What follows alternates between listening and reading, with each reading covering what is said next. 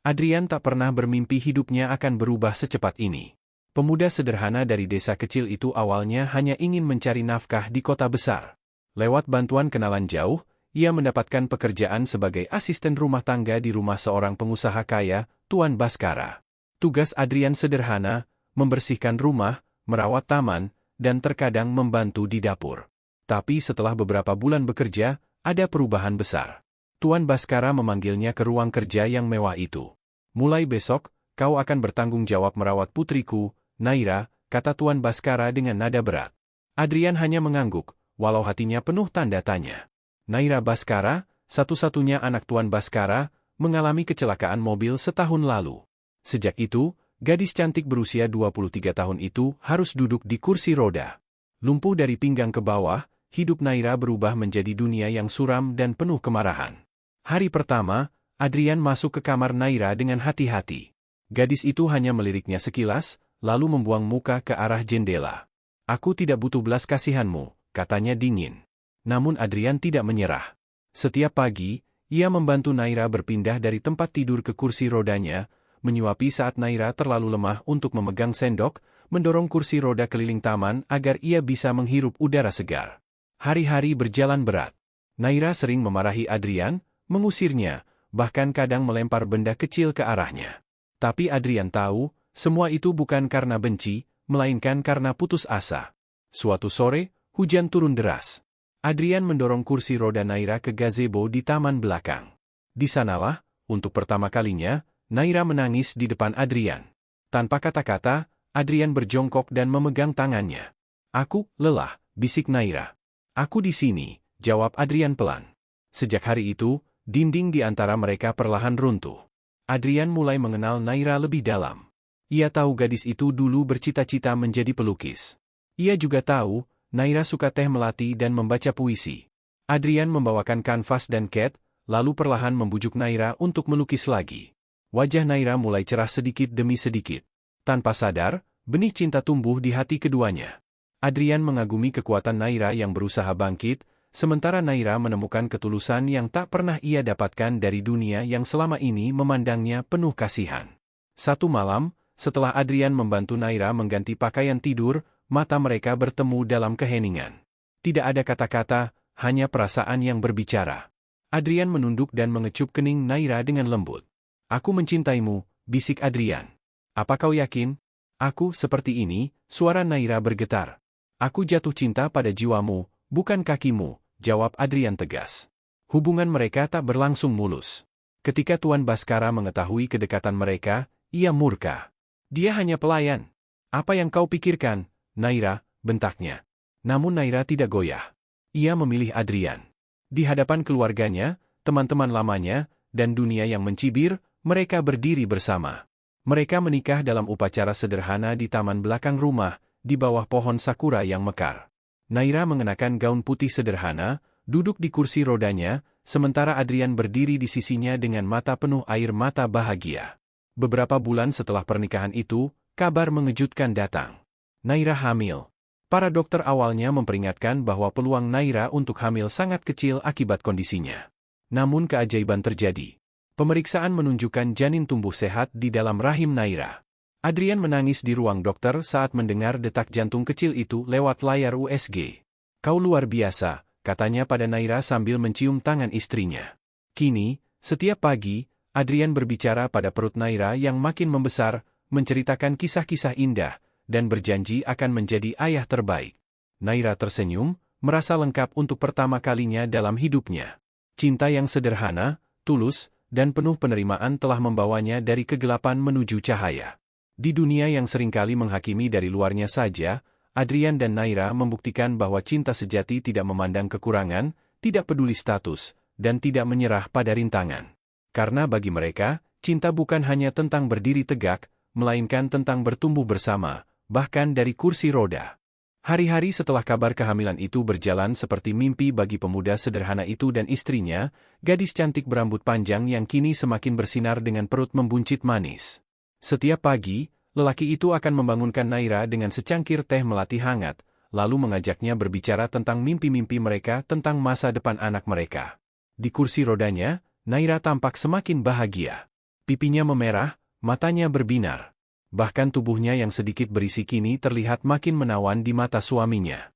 Kadang-kadang, di saat matahari pagi membelai wajahnya, pemuda itu akan diam-diam berdoa agar kebahagiaan ini tak pernah berakhir. Namun kenyataan tak selalu semanis harapan. Suatu hari, ketika mereka sedang berkonsultasi rutin ke rumah sakit, dokter memanggil mereka berdua masuk ke ruangannya dengan ekspresi berat. Ada sedikit komplikasi, kata sang dokter, pelan.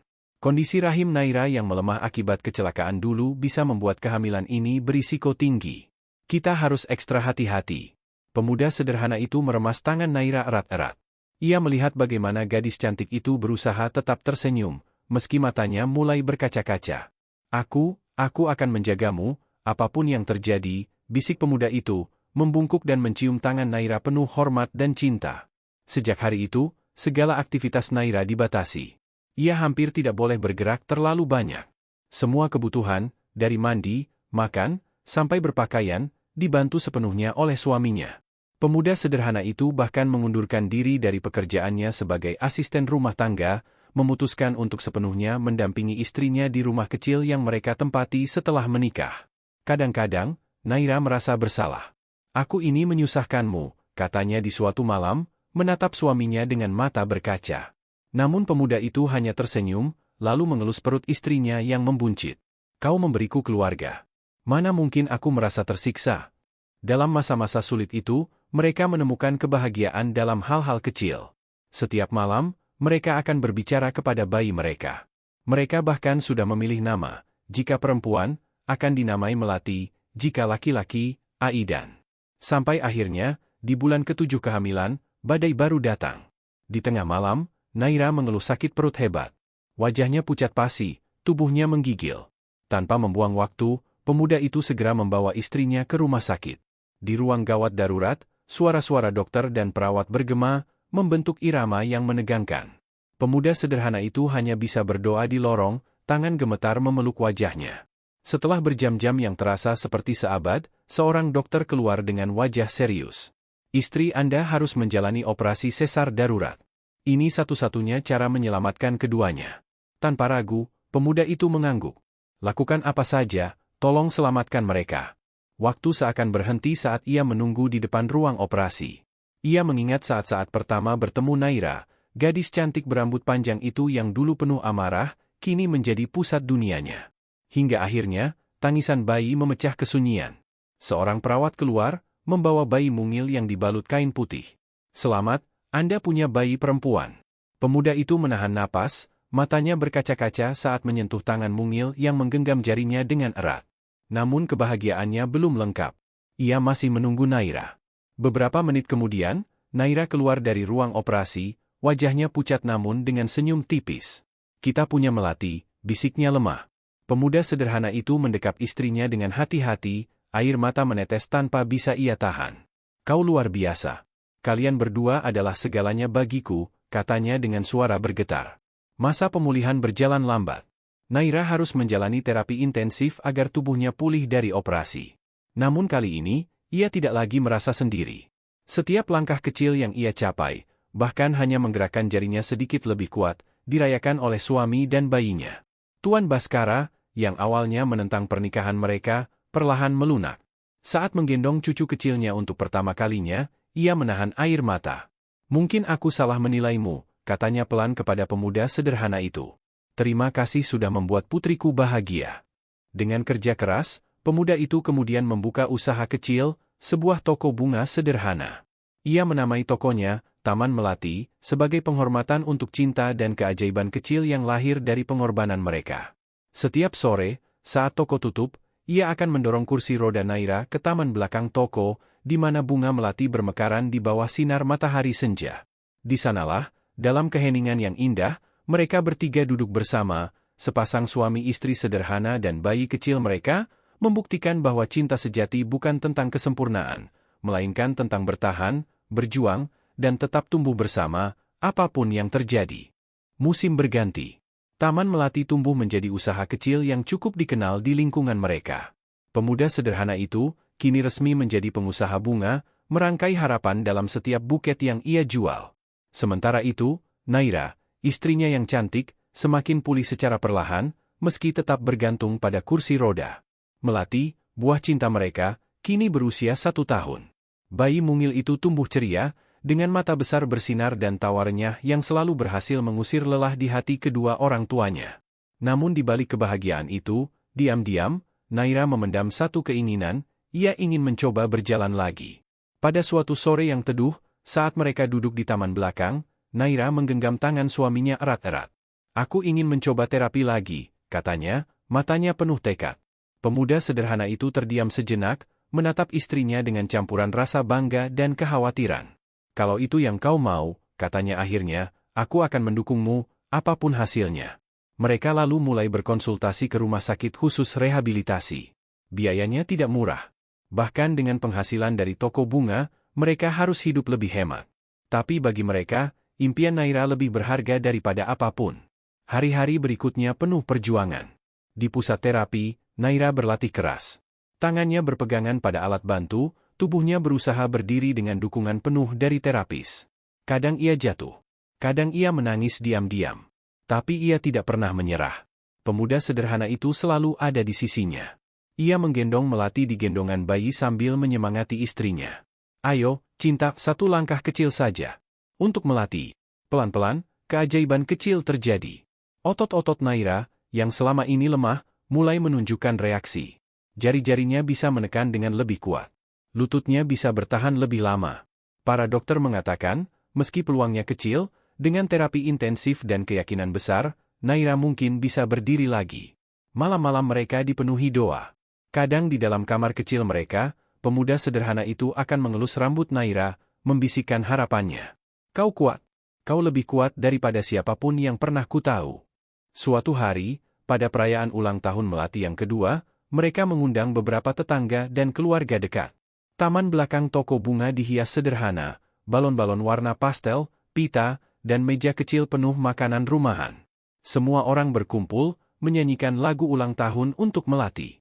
Gadis kecil itu duduk di kursi kecil, mengenakan gaun pink lucu, matanya berbinar-binar. Saat semua sedang sibuk memotong kue, pemuda sederhana itu merasakan sesuatu yang membuat hatinya hampir berhenti berdetak. Dari sudut mata, ia melihat Naira berdiri perlahan dari kursi rodanya, berpegangan pada pagar taman. Suasana tiba-tiba senyap. Semua mata tertuju pada Naira.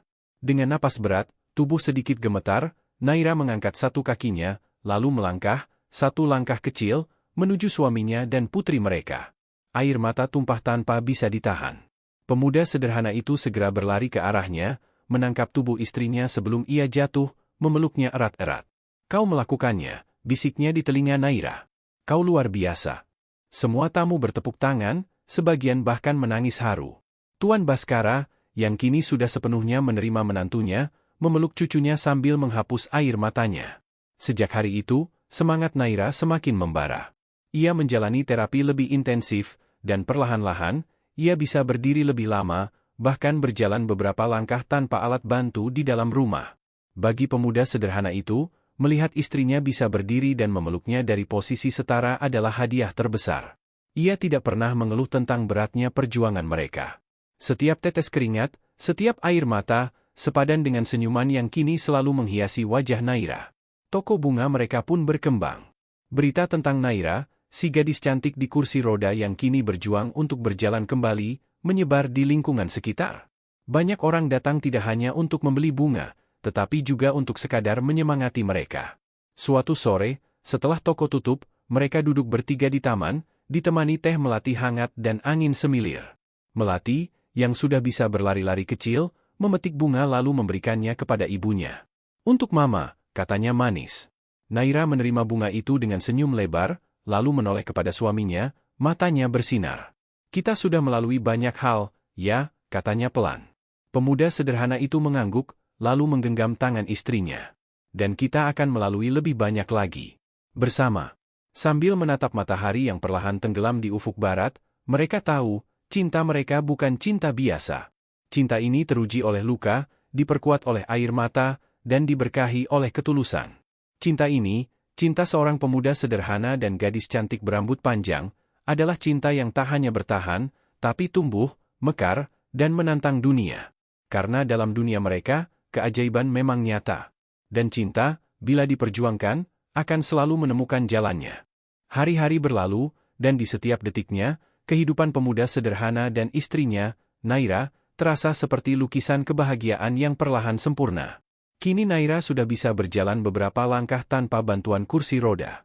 Dengan latihan keras dan semangat yang tak pernah padam, ia bahkan mulai belajar berdiri lebih lama, menahan keseimbangan tubuhnya.